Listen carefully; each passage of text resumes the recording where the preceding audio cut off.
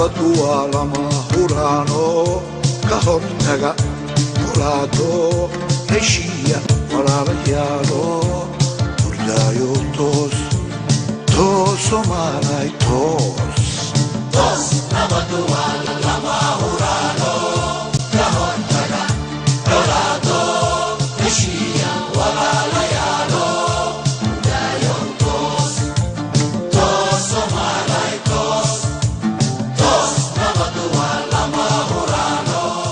ka hortaga بسم الله الرحمن الرحيم السلام عليكم ورحمة الله وبركاته داود يا مايكسو دنيا كجوتان كسو دواد استوديو هلباد تي في كصومالي channel وكلية مقالة نيروبي وبرنامج كده نيرة تطبيقات كيف هالجرين كي ما جري استوديو هلباد تي في كصومالي channel برنامج كده نيرة تطبيقات واحد سعودي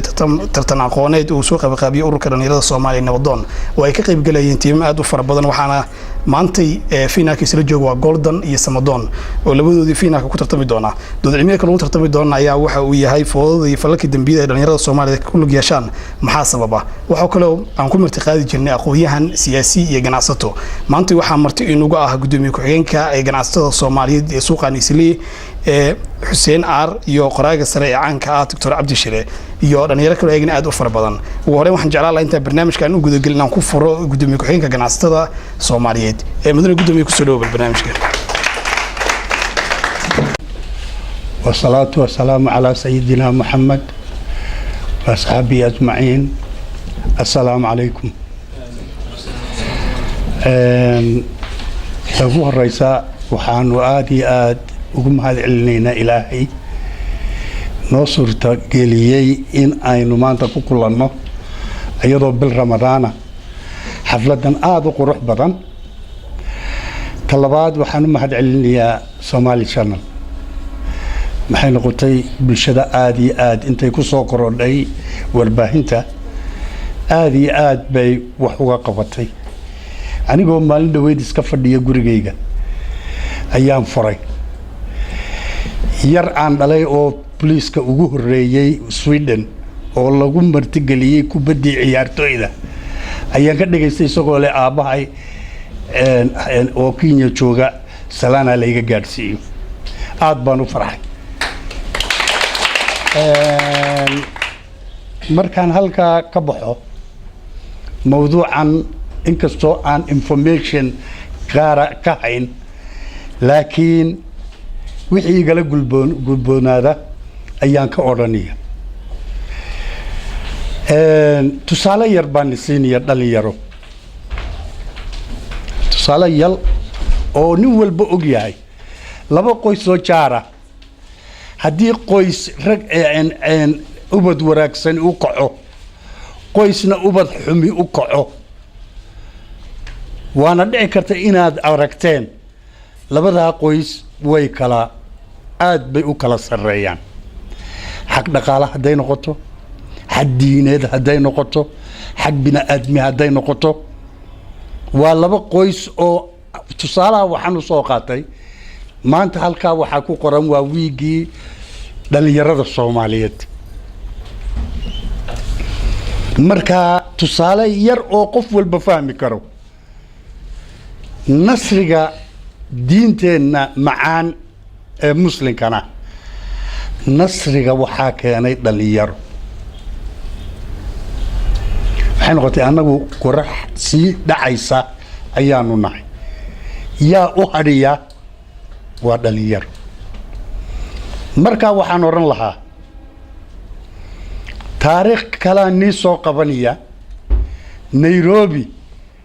53 bishii 8aad 22keedii maalin dhaweyd baan akeef ka soo qaaday nin Soomaaliya ayay masabideen niman askari ay yiraahdeen wax buu xaday markii maxkamadii la geeyay ninkii jaajka ahaa oo nin cad ahaa wuxuu 3 jeer buu ku celiyay waxaad igu tiraadaan ninkani wax buu dilay ee waxba ma xadin aan xukume may wax buu xaday markii saddexaad uu dhameeyay ayuu yiri war fasax baa tahay waxna ma xadin waxna ma xadaan وهي قرالكي وان إلى وين أمسوقار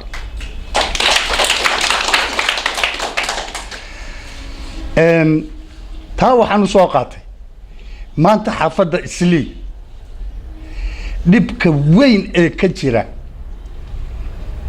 waxa weeyaan dhalinyaradii Soomaaliyeed aanu dhalnay caruurtaydu dhaleen ayaa loo tegi kari waayey masaajidadii in ilaahay lagu caabudo miyaanay masiibo ahayn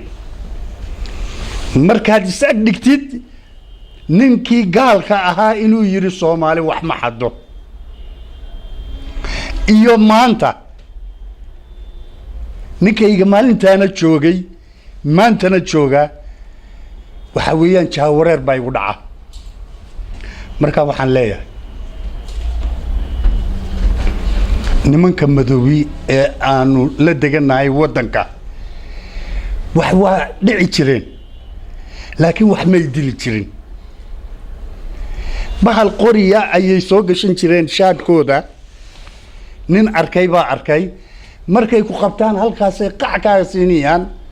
waa dhacaysaa un wixii baa laga baxayaa jeebka ku jiray wala iska tagay markay daqiiqaan waa iska kacaysaa adigoo aan meelna ku xanuunayn laakiin miyaad aragtay maalin dhaweyd anigu meesha maan joogin ee poliiskii baa ii sheegay nin ku hadliya mobile oo isagoo aan lala hadlin macal dhegtii iyo mobilekii dhulka isla tageen reportkaanu haynana waxa weeyaan cid kale ma doontaan aan Soomaali ahayn taa waa la xaqiijiyey marka waxaanu leenahay dhalinyaro ininka wada fariista ininka wada wax wada cuna ininka mar walba wada jooga malihi waatihiin anigu imka laakiin fariin baan fariya waxaan leeyahay bal dhalinyarada alla wacyi geliyo bari dhaweyd waxaa inaad maqasheen mooji dhowr baa la toogtay new constitution kan nasiib bay leeyihiin new constitution kan iminka qacanta lagu hayo badankiisa la ansixiyay ee Kenya human right ka wuxuu siiyay xoog qacan weyn human right kii baa joojisay in la toogto dadka la toogto laakiin maalin walba waa la toogan lahaa maalin walba waa la dili lahaa taasaa nasiib ku noqotay laakiin waxa weeyaan ayaan daro haddii aabbayaashood waalidkood masaajidkii ayaga u tegi waayey ee ayagu ka horjoogsadaan cuqubaday leedahay dhalinyaro la ogaado taana waxaan ku dariyaa qurun baa jirtay dembi gashay oo ilaahay dembi ka gashay oo la yiri dembi baa gasheen waan ili cadaabay qolo kale halkan iska fadhiday oo ayagu aan dembigii geysan laakiin arkiyay ayaa la yiri ninkuna raaca naarta galaysaane oo maxaanu galabsanay waad arkayseen kamayni hadlin kamayni danqan marka la mid baati marka waxaan maleynaya hadalka waan dhiriyay waxaan ku soo gabagabaynayaa dhalinyaro haddii mustaqbalka ininka weeyaan Soomaaliyeed mustaqbalku ininka weeyaan diinka islaamka haddii laakiin aynu labadiiba u arxami weyno ama u dhaqaaqi weyno inay siday u wanaagsanaan lahayd waxa weeyaan guul daro wassalaamu calaykum waraxmatullaahi wabarakaatu aad ayuu mahadsan yahay kaasi wuxuu ahaa gudoomiye ku-xigeenka ganacsatada xaafadda Islii ee Xuseen Aar waxaan ugu cayaa markaan qoraas sare Dr. Cabdi Shire oo ah qoraagii qoray buugii hogaaminta wanaagsan iyo xalinta khilaafka oo haddeertaan barnaamijka martidu nooga Dr. ku soo dhawaad barnaamijka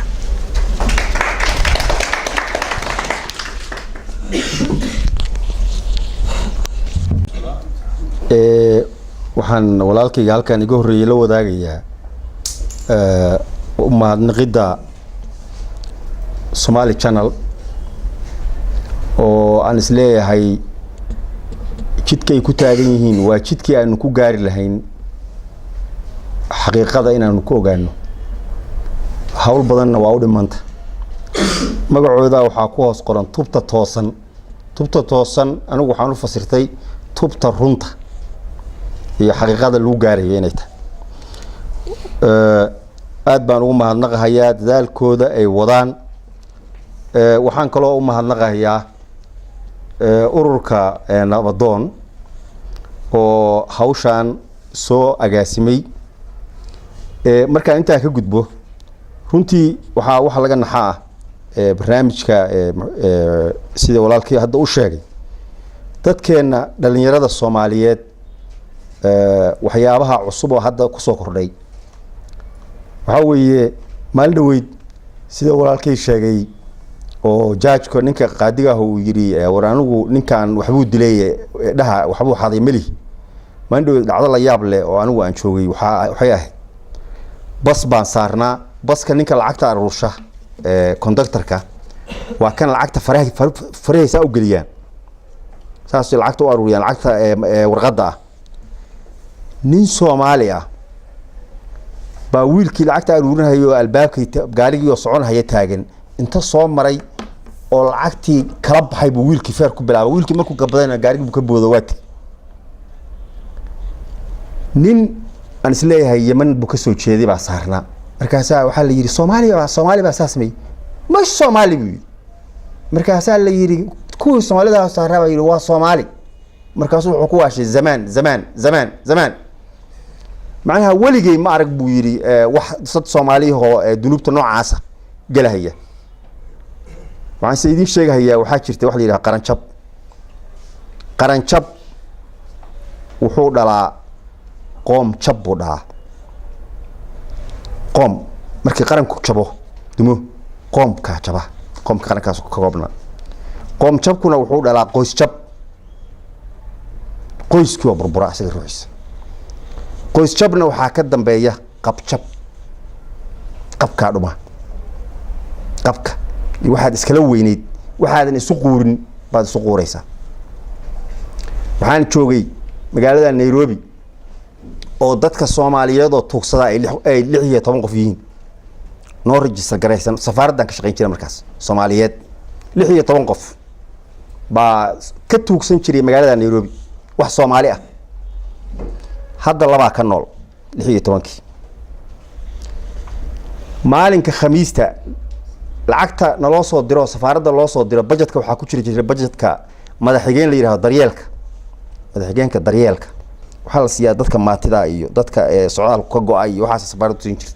Khamiista ayaanu 4 saac dadkaas safaaraddu lacag u qaybin jirtay haddana waad garan kartaan inta tuugsanaysa waa qaran jabku wuxuu keenay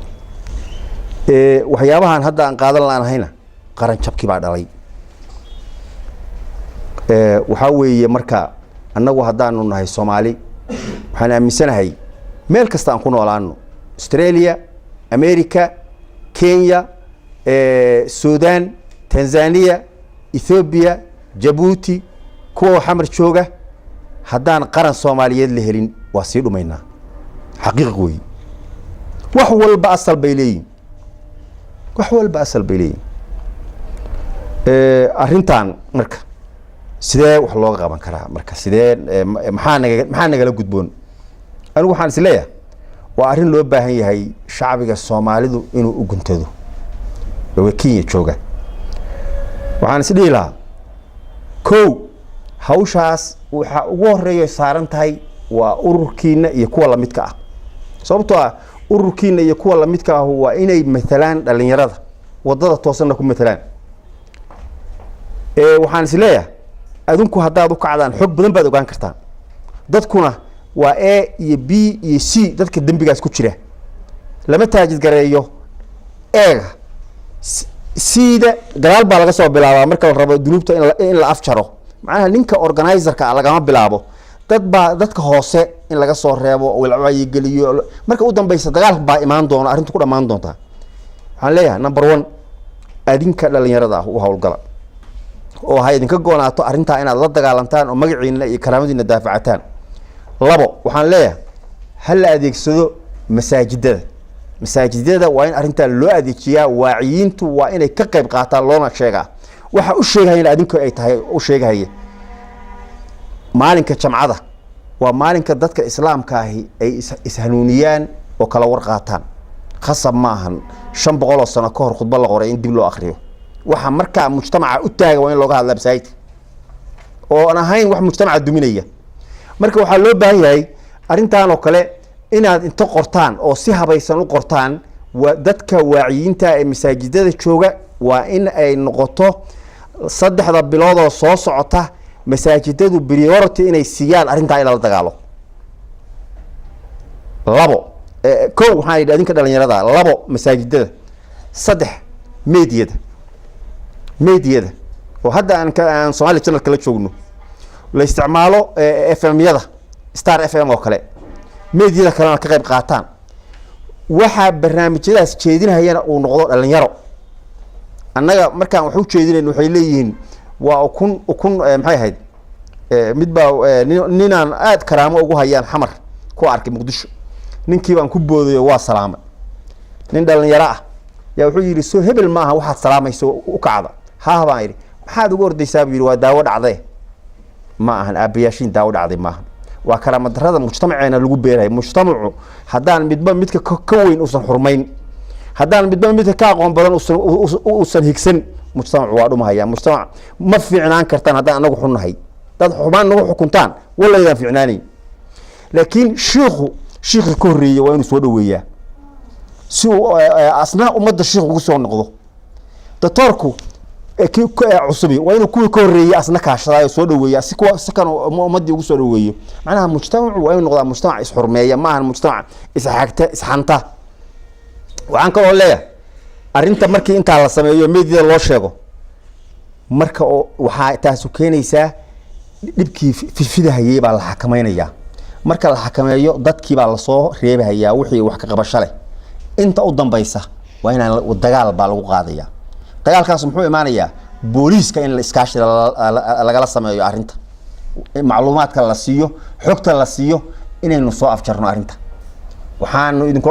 idinku hadalkay ku soo koobayaa qof xun kuma ahan adiga qof xun ummadda inta fiican ayaa badan inta fiican ha loo heeliyo laakiin haddaad tiraahdo kan waa in